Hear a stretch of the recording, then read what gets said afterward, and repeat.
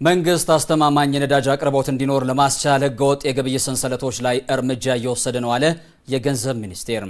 የነዳጅ ግብይት መንግስት ካስቀመጠው ተመን ውጭና ከተቀመጠለት የግብይት ሰንሰለት ውጭ እየተሸጠ መሆኑን የገንዘብ ሚኒስትሩ አህመድ ሺዴ ለመገናኛ ብዙሃን በሰጡት ማብራሪያ አመላክተዋል። መግለጫውን የተከታተለው ባልደረባችን ሰለሞን በየነ በቀጥታ መስመር ላይ አግኝተነዋል። ከሱ ጋር አጠር ያለ ቆይታ አደርጋለሁ። አሁንም አብራችሁን ቆዩ። ሰለሞን እንደምን ውለሃል? ቀደም ሲል መግቢያችን ላይ ተገናኝተን ነበር። በድጋሚ ዝርዝር ጉዳዮችን እንድንመለከት ወደናል። ምን ነገሮችን አነሱ በመግለጫቸው ላይ ሚኒስትሩ?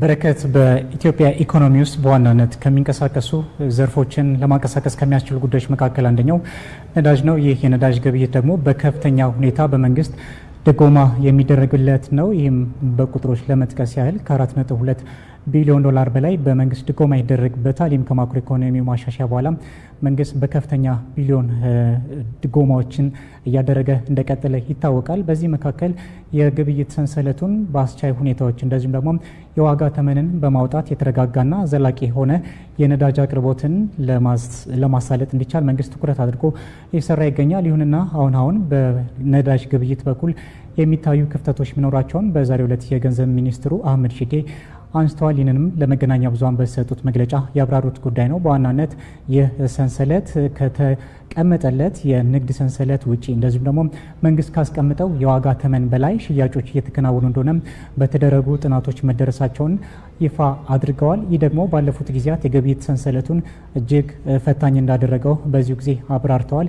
ይህን ለማሻሻልና መንግስትም የተለያዩ ስራዎችን ለመስራት እንዲያስችል በጥናት የደረሰባቸውን ክፍተቶች እንደዚሁም እርምጃ ወደ መውሰድ እንደገባና ከመንግስት ተቋማት ጀምሮ የነዚህ የህገወጥ ስራዎች ተባባሪ አካላትን ጭምር ህጋዊ እርምጃ እየተወሰደባቸው እንደሚገኝ ነው ያብራሩት። ይህ የነዳጅ ግብይትን በቀጣይነትም በተሳለጠና ዘላቂነት ባለው መልኩ ለማካሄድ እንዲቻል መንግስት አሁንም ድጎማዎችን እያደረገና ህጋዊ የግብይት ስርዓቶች እንዲተገበሩ በቁርጠኝነት እየሰራ እንደሆነ አብራርተዋል። ይሁንና ይህንን ለማድረግ ትብብር የማያደርጉ አካላት ላይ እርምጃዎችን መውሰድ እንደሚቀጥል ነው ያብራሩት። እንደሚታወቀው ኢትዮጵያም የነዳጅ አቅርቦትን በተሻለ መልኩ ለማቅረብ ስራዎችን እያከናወነች ትገኛለች። የመንግስት ድጎማም በታሰበለትና በታቀደለት ቦታ ላይ እንዲውል የሚጠበቅ ነው። ይህም ሆኖ ያለ ግን በዓለም አቀፍ ነባራዊ ሁኔታዎች በተለይም በመካከለኛው ምስራቅ እየተፈጠሩ ያሉ ቀውሶች በነዳጅ አቅርቦትና ሰንሰለቶች ላይ የራሳቸውን ሆነም ጫና እያሳደሩ ነው። ይህ በኢትዮጵያ በተለይም በታዳጊ ሀገራት ብቻ ሳይሆን በሌሎች ዓለም ክፍሎችም ይህ እየተስተዋለ እንደሆነ በዛሬው መግለጫ ከተነሱ ጉዳዮች መካከል ናቸው። ይህም በዚህ በሆርሙዝ ሰርጥ አካባቢ የሚደረጉ እንቅስቃሴዎች ላይ ገደቦች መኖራቸው ደግሞ ለዚህ በዋናነት የተነሳ ሀሳብ ነው። በተለይም እነዚህ ልዩነቶችን ስንመለከት ባለፉት ጊዜያት ጦርነቱ ከመጀመሩ በፊትና በኋላ ያሉ የነዳጅ ዋጋ ግብይት መጠኖችም እጅግ ከፍ ያሉና የተለያዩ እንደሆነም በዚሁ ጊዜ ሚኒስትሩ አንስተዋል። ለዚህም በዋናነት ያነሱት የድፍድፍ ነዳጅ 69 ብር እንደነበረ 69 በበርሜል 69 ዶላር እንደነበረና ከዛ በኋላ ግን ከጦርነቱ በኋላ 98 ዶላር እየተሸጠ እንደሚሆን በዚሁ ጊዜ አብራርተዋል።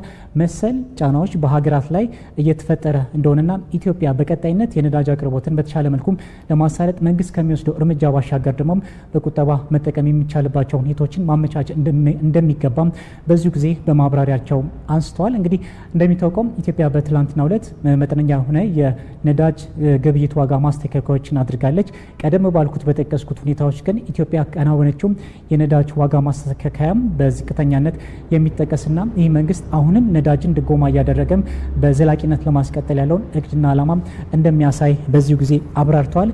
ይህ መረጋገጥና መሆን የሚችለው በተለይም የገበያ ሰንሰለቱ በህጋዊነት ሲመራ እንደዚሁም መንግስት ባስቀመጠው ተመን መሸጥ ሲቻል እንደሆነም አንስተዋል። ለዚህም ደግሞ ዜጎች ተባባሪ እንዲሆኑና እነዚህም የመንግስት አካላት የሚያስፈጽሙ አካላትም ተባባሪ እንዲሆኑ በዚሁ ጊዜ ሚኒስትሩ ጥሪ አቅርበዋል። በቀጣይነትም መንግስት ጥናቶችን በማከናወንና የገበያውን ሰንሰለት በተሻለ መልኩ ለመምራት የሚቻሉባቸውን ጥናቶችን እያከናወነ እንደሚገኝም በዚሁ ጊዜ አብራርተዋል። በቀጣይነትም ይፋ የሚያደርጋቸው ውጤቶች እንደሚኖሩም በዚሁ ጊዜ የገለጹበት ነው። እንዳጠቃላይ በኢትዮጵያ የሚደረጉ የገበያ ስርዓቶችና የአቅርቦት መጠኑም ከዚህ ቀደም በተቀመጠው መልኩ የሚሄድና በመንግስት ስርዓትና አሰራር ውስጥ የሚገባ እንደሆነም አብራርተዋል። እንዳጠቃላይ በዛሬው ዕለት የተነሳው መግለጫ ይህን ይመስላል። በረከት ሰለሞን እጅግ አድርጌ አመሰግናለሁ። መልካም ቀን ይሆንልህ።